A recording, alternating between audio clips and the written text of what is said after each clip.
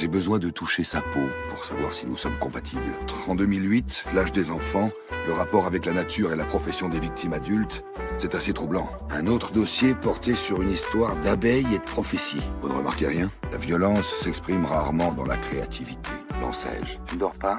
À 25 ans, on lui découvrit une tumeur au cerveau. Par ailleurs, il est en prison. On transporta Nathan, atteint d'hypothermie sévère, à l'hôpital, en compagnie de sa mère. Depuis, on se tutoyait et la dame avait disparu dans la foulée. Son auteur décédé, il restait le fils.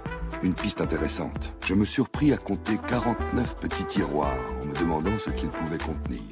Le staff de commandement se concentra devant le bureau de Jean-Paul Friedel, fermé de l'intérieur.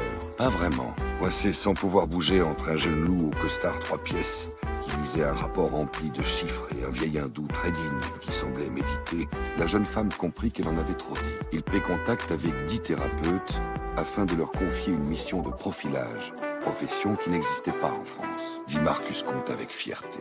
On envoie 2 hommes chez le magnétiseur pour ces empreintes et on les confronte à celles qu'on trouvera sur la chaise, disait Desron.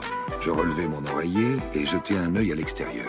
Les messages étaient identiques. La petite fille reposait au milieu de peluches écarlates, rassemblées autour d'elle en guise de protection. Lancège. Il ne semblait pas armé. Quand est-ce que vous êtes arrivé? C'est le principe des vases communicants. Je vous expliquerai. Pas d'obligation d'étiquetage outre-Atlantique.